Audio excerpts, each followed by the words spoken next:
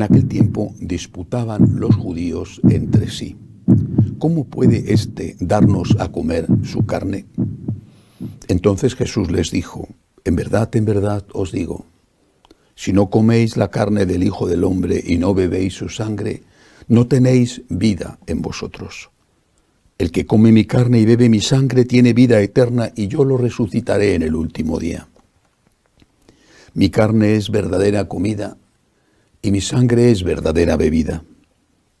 El que come mi carne y bebe mi sangre habita en mí, y yo en él.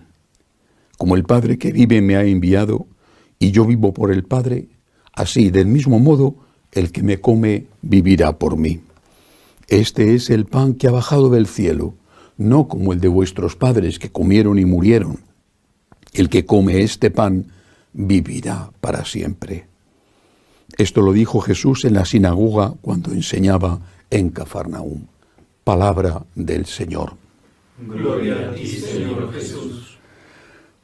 Una regla básica para entender, interpretar las Escrituras es siempre leer el texto en el contexto y luego ese texto relacionarlo con otros, sobre todo son del Nuevo Testamento, aunque también del Antiguo Testamento.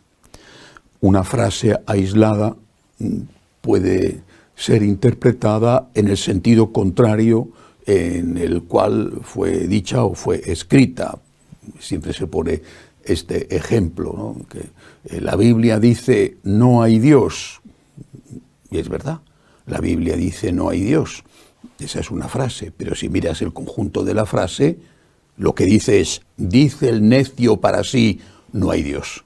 Si tú cortas una parte de esa frase y dices no hay Dios, pues la Biblia dice que no hay Dios.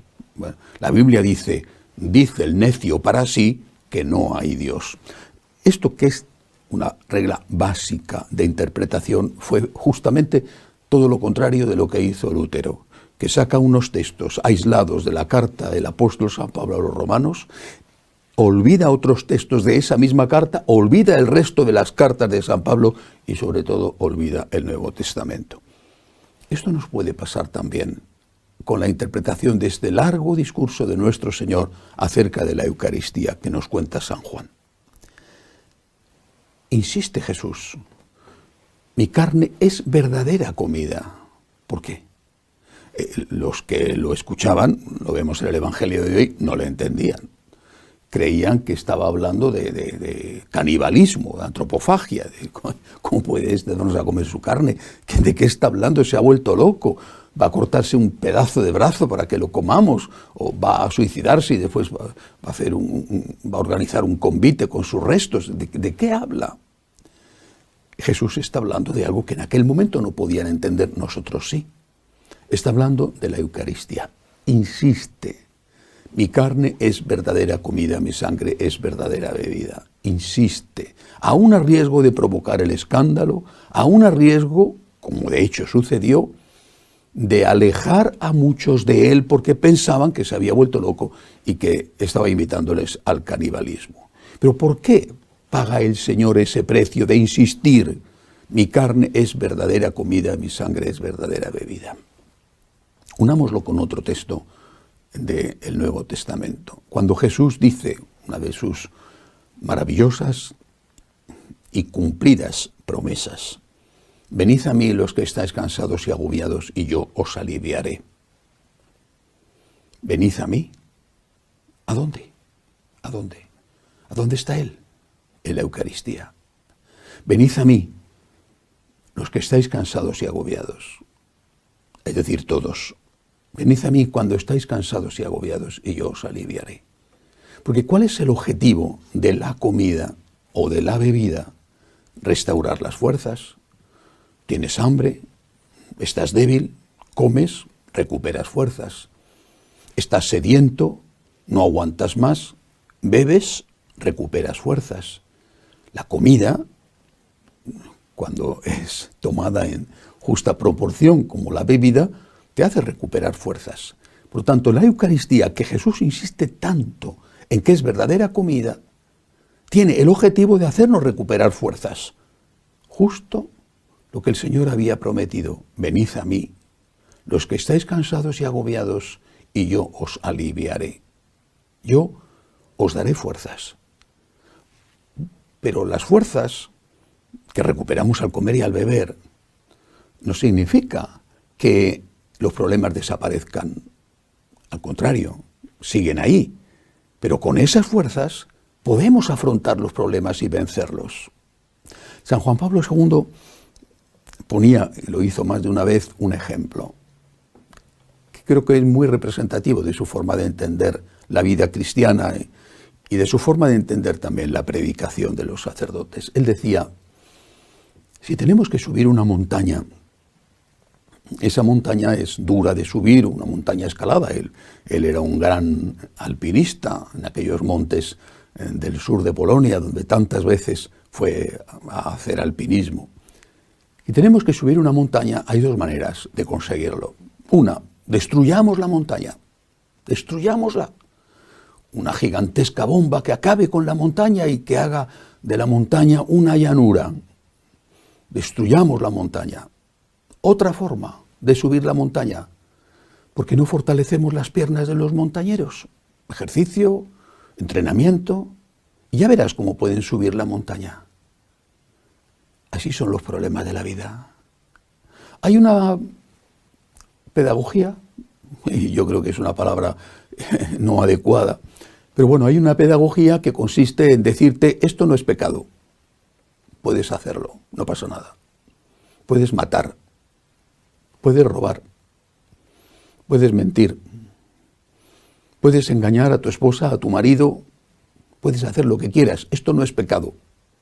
Esa sería la táctica de destruir la montaña. Destruye la montaña, no hagas esfuerzos, no los hagas. ¿Por qué tienes que hacer esfuerzos? Haz lo que te pide el cuerpo, si nada es pecado. Destruye la montaña, mira que es difícil cumplir los mandamientos, destruye la montaña.